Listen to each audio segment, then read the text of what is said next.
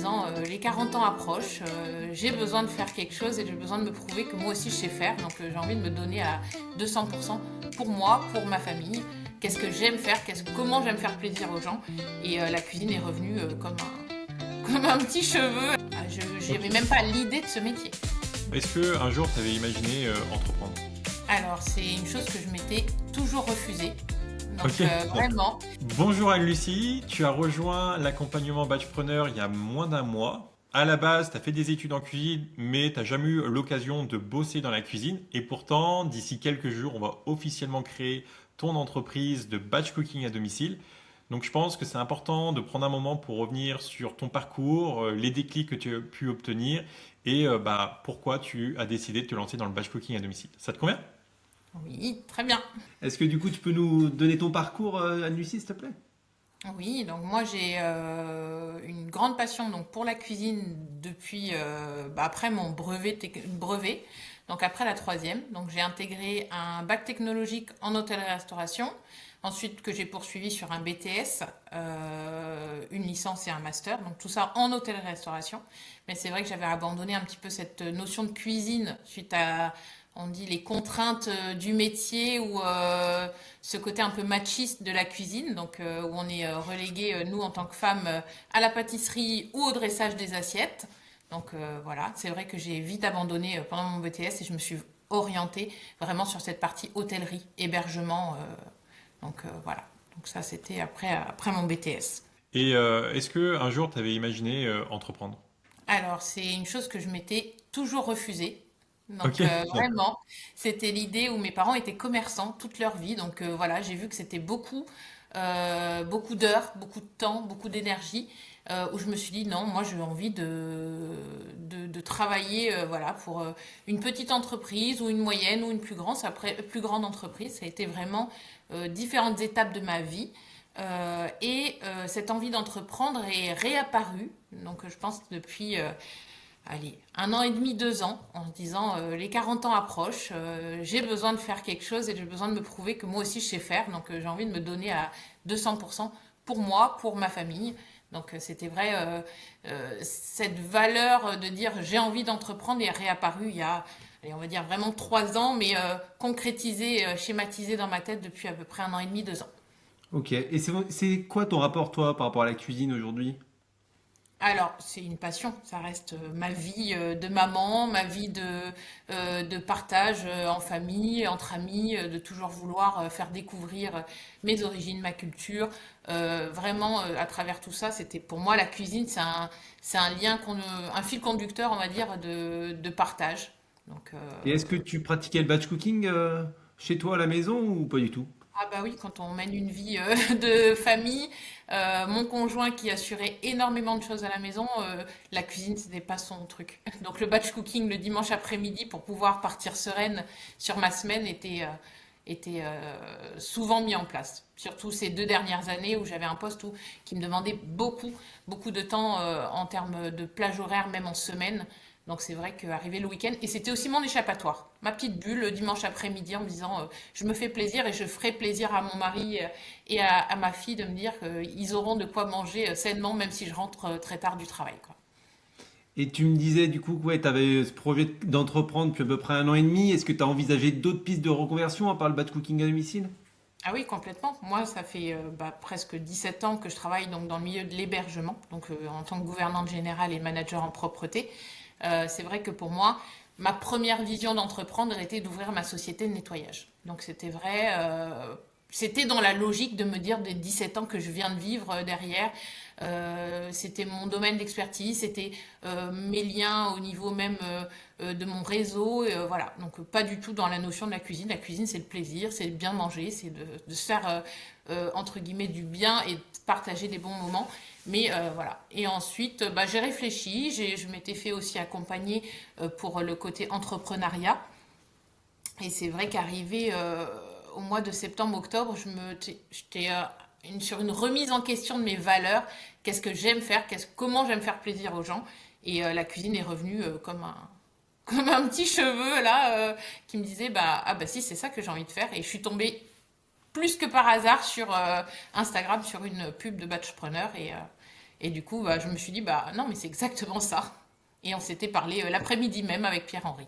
Ok, donc ouais, c'est comme ça que tu as découvert le batch cooking à domicile, c'est en tombant sur nos vidéos. Ah oui, oui. Ah, je Ok. n'avais même pas l'idée de ce métier. De cuisine à domicile, oui, chef privé plutôt. Donc dans cette Ouais. notion de ce côté un peu luxueux, un peu haut de gamme, où les Mm. gens payent une prestation d'un prix assez élevé. Mais je me suis dit, c'est pas du tout cette cuisine-là qui me ressemble aussi, hein. Donc moi, j'avais pas fait des années en cuisine en tant que second ou chef, à travailler des choses à l'assiette ou des choses comme ça. Moi, j'aime bien manger et faire de la cuisine gourmande et saine, mais dans le côté partage. Ok, top. Et justement, quand tu as découvert le concept, est-ce que tu as eu des doutes sur le fait que ça puisse fonctionner ou t'as adhéré direct? Ah non, j'ai adhéré. Moi, j'étais comme un tilt. Voilà, c'était en train de cocher toutes les cases en me disant, voilà, j'ai vraiment euh, cette envie parce que c'était mon besoin également, hein. C'était vraiment, j'aurais eu ce concept-là un an avant, bah, j'aurais fait appel à une personne qui aurait pu m'épauler sur cette notion-là. Ok. Et qu'est-ce qui t'a fait choisir notre accompagnement du coup? L'accompagnement Botchpreneur? Le feeling, très clairement, tout le déroulé, comme je disais, après il y avait une question de temporalité, une question de disponibilité. Donc c'est pour ça que j'ai pris un petit mois et demi de réflexion. Et c'est vrai que quand voilà, c'était l'idée de se lancer dans les bonnes conditions, avec tout cet accompagnement, ce coaching. On a une question, on a le chat, on a une envie de rencontrer d'autres personnes. Bah, maintenant, on a les lives, comme on dit, c'est toujours les nouveautés au fur et à mesure voilà, du fil de cet accompagnement. C'est vrai que pour ma part, c'était ce côté structuré aussi. On a toutes ces démarches qui sont au fur et à mesure. On peut cocher voilà, la liste fait, et on avance, on avance, on avance. L'idée de ne pas se tromper, parce que vous avez déjà pensé tout pour nous, quoi. Justement, tu te serais vu te lancer, toi, en autonomie? Non, très clairement, oui, on serait lancé, mais on serait peut-être un peu retardé ou se casser les dents sur certains éléments ou faire les mauvais choix. Donc là, on va pas se mentir, tous les choix sont déjà vraiment pensés, réfléchis, aussi dans l'idée qu'on est des auto-entrepreneurs, on est des jeunes entrepreneurs, on peut ne pas avoir les bonnes idées tout de suite. Bah, les idées sont déjà tellement bien euh, organisé, réfléchi, accompagné. Moi, franchement, c'est les trois mots qui m'ont fait tilt. On y va, il faut y aller, quoi. Tu nous as parlé du coup des coachings collectifs. Qu'est-ce que ça t'apporte concrètement? Ouais, parce que ça, c'est la nouveauté qu'on a lancée il y a un mois. Bah, le réseau, les questions, l'entraide, le partage, voilà, c'est vraiment, pour moi, c'est quand on vient en coaching, c'est de se dire, bah, on va rencontrer des gens qui sont soit déjà passés au stade où on est, soit qui vont passer au stade où on est, parce qu'on est, bah, voilà, en fonction des étapes où on est, on peut avoir plus ou moins de connaissances dans le métier ou dans la façon de, on veut l'aborder, et on découvre des gens, on découvre des personnalités, on découvre des façons de travailler différentes, des gens qui ont eu des aspirations. Pourtant, c'est le même métier. Mais c'est vrai que moi, quand on voit la personne qui veut monter quelque chose dans le côté vegan ou dans le côté urbain, où on se dit, bah, il y a un marché pour tout le monde. C'est intéressant. Tu avais déjà fait un accompagnement dans l'entrepreneuriat, donc je ne sais pas si c'était avec un organisme public ou privé. Oui, oui. Un organisme Et public. un organisme public, donc, et justement, est-ce que tu as vu un changement par rapport à ce type d'accompagnement? Beaucoup plus humain, beaucoup plus réel, et pourtant on est aussi sur ce côté visio, dématérialisé, mais on sent l'humain, on sent l'accompagnement derrière, on sent que on est là comme limite comme une équipe en se disant on est en train de monter des projets, on avance dans des petites équipes un petit peu partout en France, et c'est vrai que euh, l'autre formation que j'avais faite, elle était, je pense, plus généraliste et qui touchait tellement de domaines. Là, on parle tous le même langage, on parle tous dans le même objectif, à la même vision. Et donc, du coup, au final, là, tu t'es lancé il y a moins d'un mois. On va officiellement créer ton entreprise d'ici quelques jours. Est-ce que tu t'attendais à ce que ça aille aussi vite? Non, non, bah là, au contraire, là, c'est la semaine où tout fuse. C'est voilà, autant l'action, c'est maintenant. Donc, c'est vrai que c'est un accompagnement qui permet de débloquer toutes les peurs, débloquer toutes ces petites choses qui pourraient faire et prendre du temps. Et au final, là, non, là, il faut passer à l'action. Et tu te sens comment du coup aujourd'hui, là, avant ce passage à l'action? Un peu stressé, on n'enlève pas le stress et l'angoisse pour tout, mais non, une envie, vraiment, une envie là qu'une hâte, c'est d'aller trouver des clients, d'aller aider les gens, d'aller accompagner les gens, et Ouais, tu te sens prêt du coup à obtenir tes premiers clients, quoi.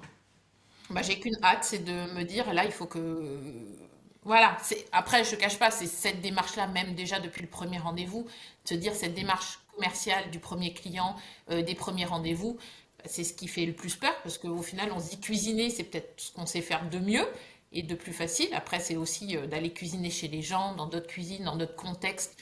Voilà. Les peurs sont là, hein, les envies, l'envie est là, mais la peur et les craintes sont là aussi. Mais tout ça, ça peut se débloquer soit en coaching, quand on voit voilà, les prises de rendez-vous, les premiers rendez-vous, comment ça s'est passé pour les autres, prendre des informations et tout. Donc ces débriefings-là sont hyper importants et ça donne vraiment envie de, de compléter tout ça et d'aller et de foncer, quoi. Ouais, ça vient concrétiser un projet, Ouais. la recherche de clients et faire ses premières prestations. Et justement, bah là, le fait qu'on ait avancé rapidement ensemble, bah, c'est qu'on va avoir beaucoup de temps à passer sur ce déploiement commercial pour Ouais. atteindre bah, des jolis résultats. Et justement, toi, tu te vois où dans 3 mois à la fin de l'accompagnement? Ah bah déjà lancé sur une activité, j'espère la plus pérenne possible. D'avoir des clients fidèles, c'est aussi ce qu'on recherche, c'est aussi de créer un lien avec ces gens-là, de les accompagner bah, sur un bout de chemin ou peut-être même encore plus loin, voir peut-être leur famille évoluer, grandir et tout ça. Mais c'est vrai que c'est une envie de faire du bien autour de soi, de donner des bonnes valeurs qu'on a nous à d'autres familles. Et c'est vrai que non, moi je me vois avec des clients en train de travailler et de prendre mes petites commandes, voilà, discuter avec eux et d'échanger et de leur faire des bons plats, hein. C'est tout ce qu'on te souhaite, c'est tout ce qu'on va faire. On va faire en sorte d'y arriver, justement. Il nous reste 3 mois pour obtenir ces fameux clients et justement faire ce déploiement commercial. Donc, je suis ravi qu'on puisse t'accompagner parce que j'ai aucun doute sur le fait que justement bah, tout va bien se passer Ouais, pour toi, c'est clair. Lucie. Et bah, maintenant, il n'y a plus qu'à. Il n'y a plus qu'à. On va aller créer cette entreprise là dans les prochains jours. On va aller chercher les clients et on va obtenir bah, cette vie bah, que tu souhaites obtenir en vivant de ta passion pour la cuisine. J'ai hâte.